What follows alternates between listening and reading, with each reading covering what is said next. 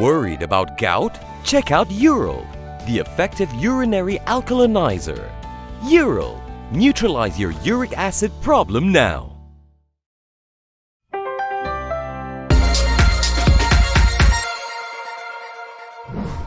Good evening, this is KiniNews and I'm your host Prasad. The ball is now in Muda's court on whether they'll be getting help from PKR in Johor after negotiations between the two went up in flames last week. However, Syed Saddiq is keeping his cards close to his chest.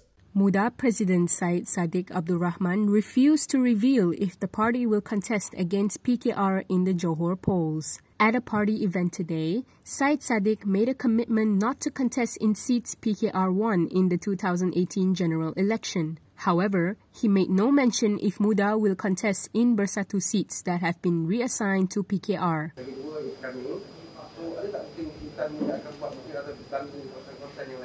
Saya rasa dalam pencalonan yang lain kita akan umumkan dalam tempoh terdekat. Jumlahnya juga lebih baik kita umumkan bila masanya tiba, tetapi fokus kami adalah untuk berikan politik khidmat, politik dasar dan politik nilai. Itu tawaran utama. Sebab saya agak yakin rakyat nak lihat itu dahulu. Terima kasih. Tapi dah mutamat tu berapa banyak kursi yang Muda total tadi? Itu akan diumumkan dalam tempoh terdekat. Kini ada 4 calon dan kita fokus kepada 4 calon ini dahulu. Maknanya, maybe more than 6 lah, ataupun maybe stay on 6 lah. No, as I mentioned, we focus on the 4 first. Calon lain akan kita umumkan dalam tempoh terdekat. Harapan, through Amanah and DAP, have given Muda 6 seats to contest in. PKR won't be giving up any seats after talks with Muda broke down. Zahid Hamidi is ready to take an oath to deny he met Muhyiddin Yassin with his case files to seek help. However, Muhyiddin claims there were witnesses. Umno President Ahmad Zahid Hamidi has denied Muhyiddin Yassin's claim that he had visited the Bersatu president's home with piles of files to appeal for help in dropping his criminal cases. Zahid said he was even prepared to take a sumpah laknat to refute Muhyiddin's claim. A sumpah laknat is an oath beseeching God to curse those who are in the wrong. Zahid said stories among Umno leaders bringing files or trying to strike deals are bound to emerge when election season is near. Writing on FB, Zahid said he had never visited Muhyiddin to ask his help in dropping cases. Dia bawa pada saya, dia kata Tansi ini dia file saya. Ini file apa ni Zahid? Kes saya. Saya tahulah apa kes itu. Ni nak bawa nak apa-apa. Tansi tolonglah. Habis dia kata, saya tak buat apa-apa yang dituduh oleh Tansi. Saya kata, Zahid, kalau kau kata dah tak buat apa yang dituduh, apa kau takut? Muhyiddin, during the official launch of PN in Kota Tinggi on February 18th, also repeated the allegations against Zahid and claimed they were witnesses. Muhyiddin said Bersatu Supreme Council member Azmin Ali and past President Abdul Hadi Awang happened to be at his home when Zahid turned up. A single mother's custody battle for her children gets a happy ending. Single mother Law Siu Hong has succeeded in her legal bid to quash the illegal detention of her 3 children. Law contended that her 3 children were abducted from her and unilaterally converted to Islam while she was recuperating from the injuries inflicted by her former spouse, Nagaswara Muniandi, in 2019. The Kuala Lumpur High Court this morning allowed the habeas corpus application by Law against the Welfare Department and the religious preacher who took care of the children at one point.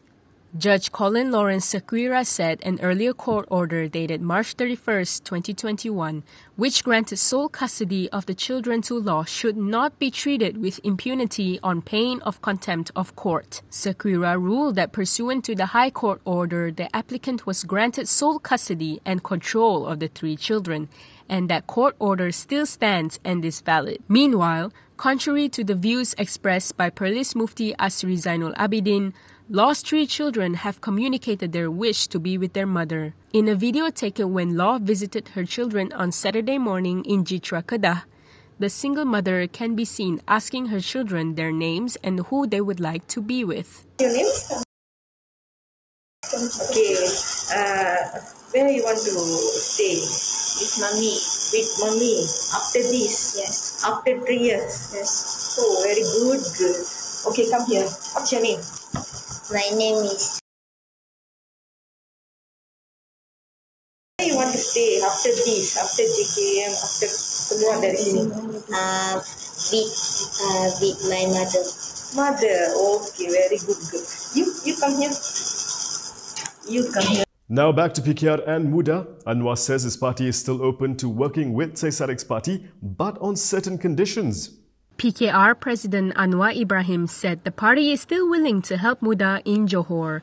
However, Anwar said this would depend if the youth-based party adopts a similar manifesto. During a speech at the launch of the party's election machinery in Johor, he said Harapan will work together if Muda shares the same spirit and resolves the negotiations issues that happened. He added that Harapan will wait for Muda's response. Previously, Johor PKR chief Syed Ibrahim Syed Noh said several rounds of negotiations with Muda were unsuccessful. Muda then accused PKR of terminating electoral pact negotiations by prematurely announcing its candidates for the upcoming Johor Legislative Assembly polls. After announcing their final batch of candidates on Saturday, Anwar had said that PKR negotiated with Muda, but the party could not wait any longer and had to move on.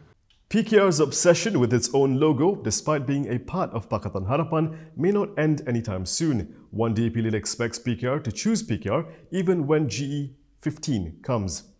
Johor DAP chief Liu Ching Tong said Harapan is likely to use two different logos in the upcoming general election. I think it is very likely that we are going to use two logos in the coming GE.